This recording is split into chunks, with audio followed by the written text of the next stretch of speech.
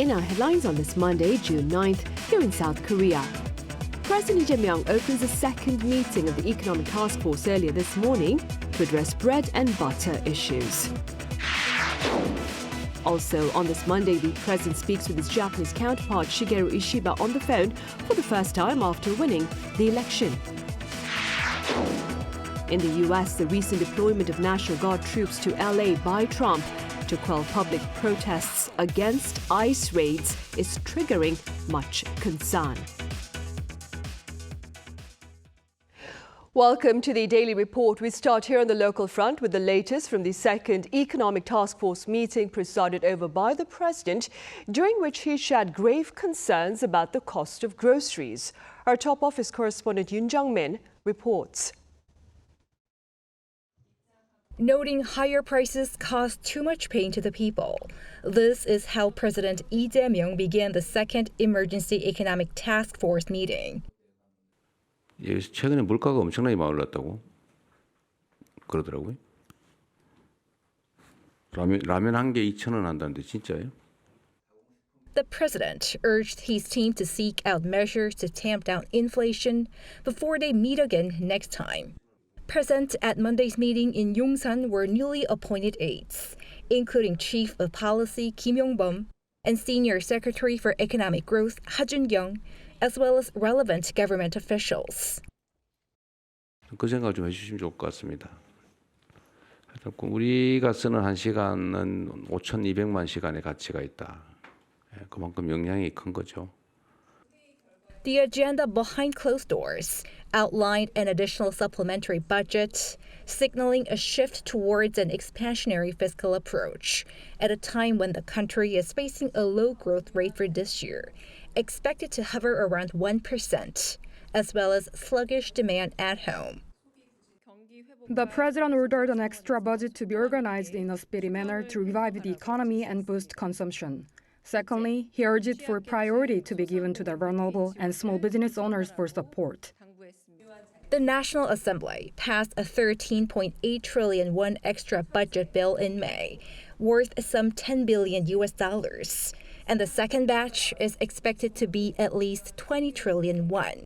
Details, including the size of the extra budget, have not been disclosed. The newly inaugurated South Korean leader ordered the launch of the Emergency Economic Task Force as his first executive order as soon as he took office last week. Yoon Jung-min, Arirang News. On the diplomatic front, President Lee Jae-myung and Japanese Prime Minister Shigeru Ishiba have agreed to address geopolitical challenges within their trilateral framework with the U.S. This is according to presidential spokesperson Kang Yoo-jung, following the two leaders' first phone call earlier on this Monday. The 25-minute interaction also touched upon the importance of active communication between their governments and on plans to meet in person to discuss the direction of future bilateral ties as the two countries celebrate 60 years of diplomatic relations this year. President Lee Jae-myung's retrial for alleged election law violation has been postponed indefinitely. The Seoul High Court announced this postponement earlier on this Monday, citing the constitutional protection granted to a sitting president. Article 84 of the Constitution stipulates that the president shall not be subject to criminal prosecution while in office, with the exception of insurrection or treason. Over in the U.S., concerns are mounting over the deployment of National Guard troops to L.A. to quell public protests against raids by ICE agents this past weekend. Our Choi Soo-young reports. Violent clashes continue as cars burn in downtown Los Angeles. Tear gas is fired at the protesters, covering the street with smoke. The protest was sparked when immigration and customs enforcement officers and the FBI raided downtown shops last Friday, detaining around 44 people, mostly Hispanic immigrants. It is a beautiful day of resistance because Trump, the administration, the Border Patrol, ICE, they know that they cannot go anywhere in this country where our people are and try to kidnap our workers, our people. On Sunday local time, for a second day, protests erupted in several areas, including Paramount and Santa Barbara, over surprise immigrant arrest. It's disappointing. It's heartbreaking to know that our community is going through this, but it's also beautiful to see everybody come out together and stand against it, and I think we need to continue doing that. U.S. President Donald Trump deployed 2,000 National Guard troops. He described protesters as rioters and looters and banned them from wearing masks. It is the first time since 1965 that a U.S. president has deployed a National Guard without a governor's request. And it's also the first time in 33 years that they've been deployed to control protesters, the previous time being the 1992 LA riots. California's Democratic Governor Gavin Newsom condemned President Trump's decision. No Koreans are known to be among those detained in the recent mass arrests. However, under the Trump administration's tougher immigration policy, there have been individual cases of Korean nationals being arrested and detained in LA. The Consulate General of the Republic of Korea in LA said there have been about 4 to 5 cases involving issues such as missing visa documents. President Trump had pledged during last year's election to deport over 1 million undocumented immigrants every year. Cheon, Arirang News. In the Middle East, a UN peacekeeping mission in southern Lebanon set up almost 50 years ago looks to be shattered amid U.S. intentions to oppose renewing its mandate. Our Ian Jin explains. Israeli media reported on Sunday that the United States and Israel agreed that the United Nations Interim Force in Lebanon, UNIFIL, should cease its operations in southern Lebanon. According to the Israel Hayom newspaper, U.S. President Donald Trump's administration decided not to renew the UNIFIL mandate, citing cost reduction as the reason. And Israel reportedly did not try to convince them otherwise. Reports say that Israel considers the presence of the Lebanese armed forces to be much more effective in beating back the threat of Hezbollah, and that many of UNIFIL's operations in the region were redundant. UNIFIL's mandate is renewed annually through a UN Security Council resolution in August. As a permanent member of the Security Council, the U.S. could simply veto the next resolution, which would bring an end to UNIFIL's operations for the first time in 47 years since its establishment in 1978. However, Israel Hayom noted that another permanent member of the Security Council, France, is a longtime supporter of the UNIFIL. If France opposes the plan to cease operations, there may be a compromise to gradually scale down the mission rather than abruptly halting it.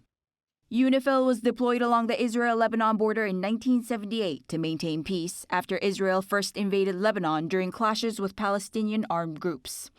Currently, about 11,000 troops and civilians from 48 countries are stationed there. According to the Jerusalem Post, no officials from the United States, Israel, or the UN have addressed the announcement. 이은진, 아리랑 뉴스.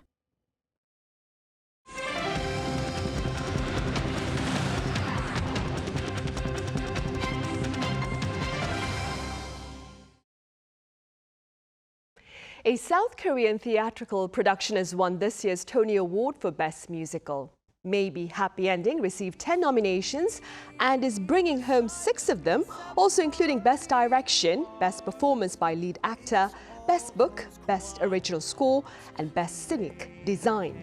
The South Korean show premiered here in Seoul in 2016 before making its English language debut in Atlanta in 2020.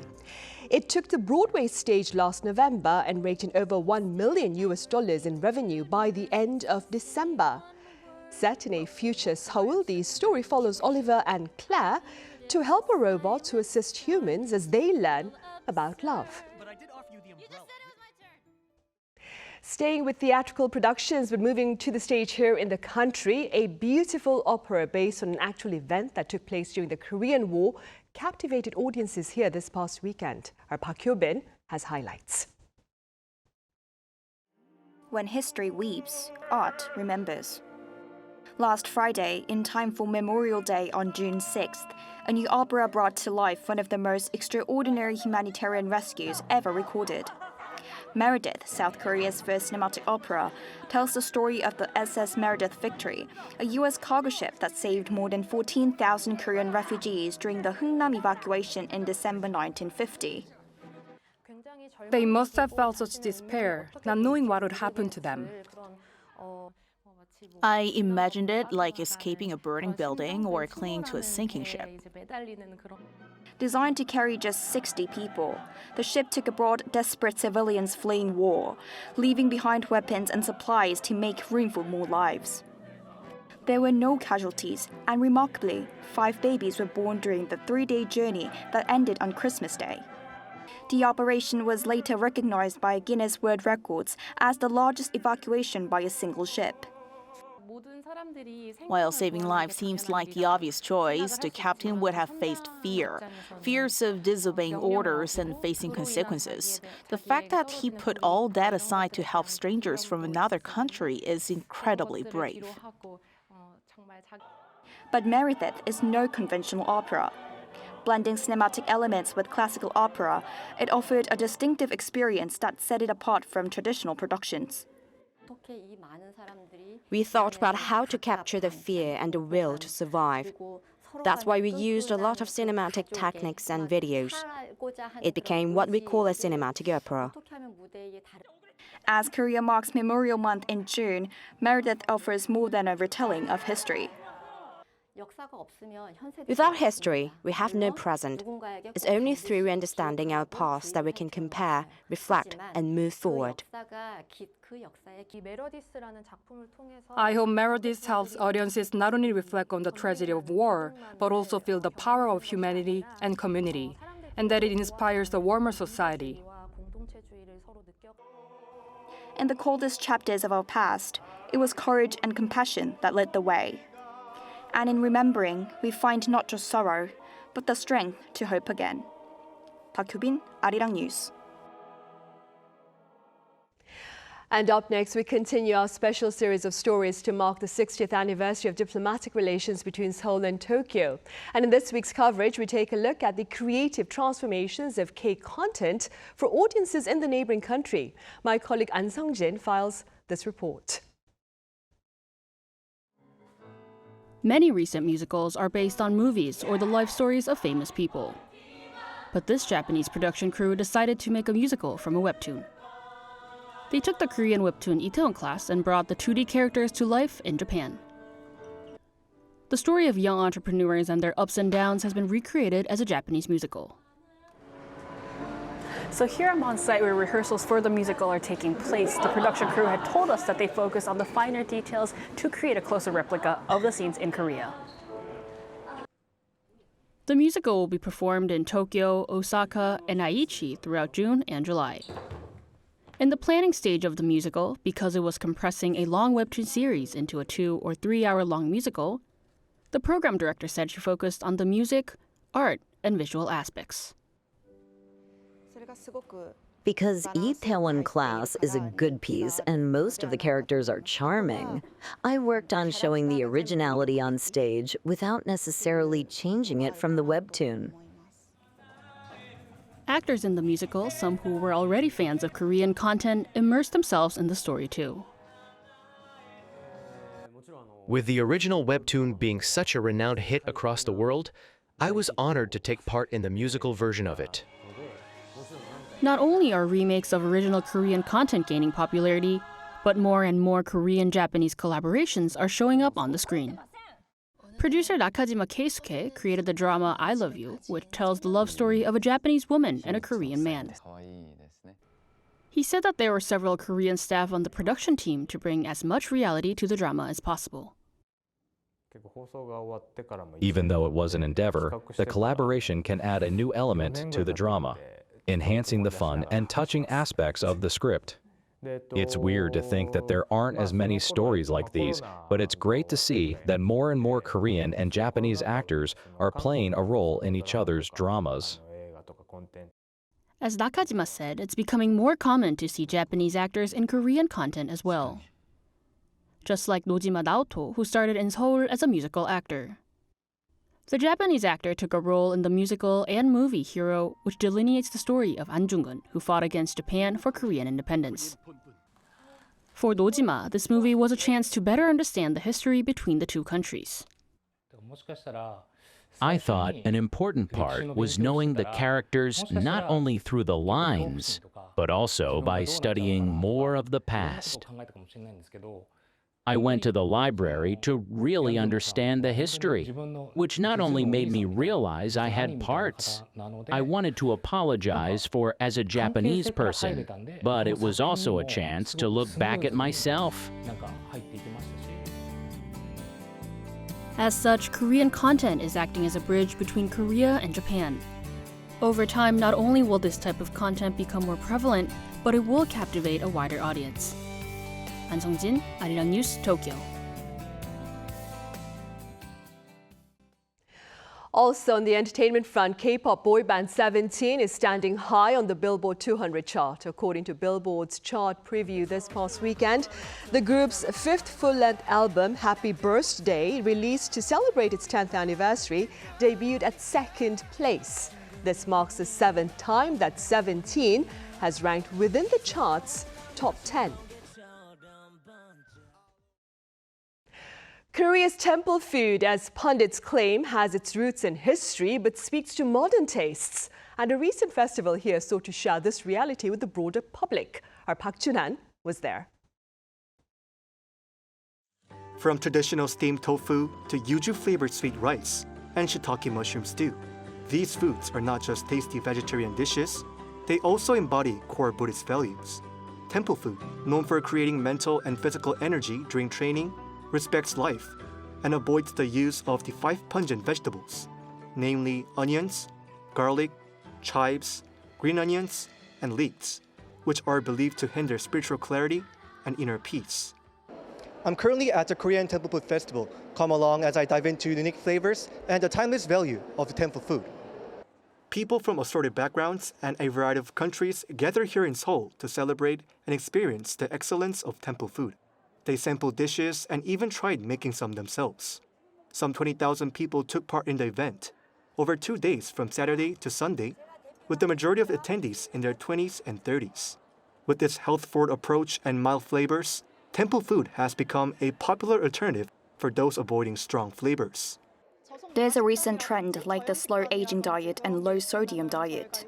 People these days want to live a healthy life, so I think these are the parts of what makes temple food so appealing. Of course, temple food is not just healthy, it is tasty and flavorful. Well, I was actually surprised because I've never tried temple food before. So I thought it would be very bland, but it actually was very flavorful. Now that Korean temple food gained recognition as a national intangible cultural heritage in May, efforts are underway to expand its reach globally. Korean temple food, now recognized as a national intangible cultural heritage, is ready to inspire people around the world with its universal appeal, transcending religious boundaries, which is why we are actively promoting it overseas. Aiming for UNESCO Intangible Cultural Heritage recognition, the Jogye Order of Korean Buddhism is strengthening its global presence through cultural exchanges, temple stay programs, and academic initiatives, while championing core Buddhist values. Park Jun-han, Arirang News. Meanwhile, officials at Gyeonggi-do province have put into practice a sustainable solution to addressing abandoned properties and unused underpasses by converting them into smart farms. Cha Yun-gang takes a look at the blueprint. The dormitory of a bag factory in Yongin, Gyeonggi-do province, has been neglected for more than 20 years after the factory closed down. Gyeonggi-do province has started a project to transform it into a smart farm and a community space for local residents. The first floor will become an urban plant factory, while the second floor will change into a complex for various experience programs and education. There will be a vegetable garden outside of the building. Experimental greenhouses will also be constructed here in the future. I think the new place will provide lots of fun experiences. This is Baeksuk pedestrian underpass in the city of Goyang. It was in danger of becoming a blind spot for crime with no one passing through, but will also be turned into a smart farm. We will transform the underpass into an experience space where anyone can come and taste a lot of delicious strawberries. I believe we are constructing a socially innovative smart farm in Gyeonggi-do Province, which can solve some societal problems through agriculture. Gyeonggi-do Province is planning to develop the business of constructing smart farms by using unused spaces in inner city areas, which has become a model to solve urban problems and revitalize local communities. Cha Yoon-kyung, Arirang News.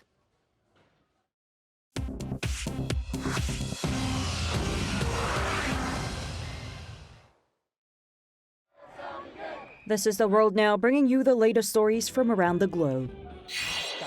Colombian Senator Miguel Uribe Turbay remains in critical condition after he was shot twice in the head during a campaign rally. The 39-year-old right-wing politician from the country's largest opposition party has entered the critical hours of recovery after surgery. Uribe, who had expressed his intention to run in next year's presidential election, was addressing supporters in a park on Saturday when he was shot allegedly by a 15-year-old boy carrying a pistol. Uribe was airlifted to hospital, which said on Sunday morning that surgical procedures have been completed and he remains in intensive care. The suspect was arrested at the scene and authorities are investigating whether others are involved. Colombian President Gustavo Petro condemned the attack, calling it a threat to democracy and freedom in Colombia. A major prisoner swap between Ukraine and Russia has been delayed, with conflicting claims from both sides. On Saturday, Vladimir Medinsky, the head of Russia's delegation for peace talks, said that Ukraine had indefinitely postponed the agreed exchange of the largest number of prisoners, involving both wounded and seriously ill, as well as the bodies of fallen soldiers. Medinsky accused Ukraine of failing to show up at the exchange site. However, Ukraine rejected Russia's claims, with President Volodymyr Zelensky calling them a dirty political game and reaffirming Kyiv's commitment to the swaps. Zelensky also said Russia did not provide a complete list of prisoners to be released under agreements made earlier in peace talks held in Istanbul. Ukraine's military intelligence chief said that the exchange would proceed as scheduled next week and described Russia's accusations of delays as misinformation. Pope Leo XIV, marking a month since his formal inauguration, condemned a global surge in nationalist politics during his Sunday Mass in St. Peter's Square. Addressing tens of thousands of people, he said we must break down walls, dispel hatred, denouncing exclusionary ideologies without mentioning specific nations or leaders. Echoing the words of the late Pope Francis, the pontiff highlighted the irony of growing societal isolation amid increasing digital connection. Pope Leo also called for a just peace in Ukraine and Gaza and prayed for reconciliation wherever conflict persists. Berlin is in festive mode as the annual Carnival of Cultures kicked off its 27th event on Friday under the theme Join In and Give Courage. The Carnival of Cultures began in 1996, showcasing the different cultures of Berlin's residents and visitors. The festival aims to provide an opportunity for multicultural communities to showcase their vibrant and diverse cultural roots through various performances. The event also offers food trucks and open-air concerts. Traffic is closed during the period along the parade route for security purposes. The festival comes to a close on Monday. Choi Ji-hee, Arirang News.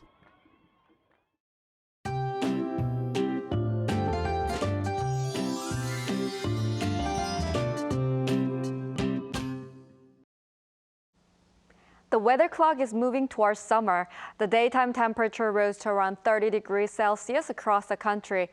Seoul fell as hot as 30 degrees. Daejeon and Jeonju 31 degrees. Gumi 32 degrees today. It feels even hotter than the actual reading with high humidity. The summer heat is expected to continue throughout this week. In addition, the ultraviolet index is also strong from the morning. It soars up to very high levels all over the country in the afternoon. In particular, Jindo in Jeollanam-do province, where UV rays are as high as dangerous levels between noon and 3 in the afternoon. Tomorrow morning will start warm nationwide at around 18 to 20 degrees. Daily highs will move up to 28 degrees in Seoul, 30 degrees in Daejeon and Gwangju. Starting tomorrow, there's rain for the time being on Jeju Island. That's all for Korea. Here are the weather conditions around the world.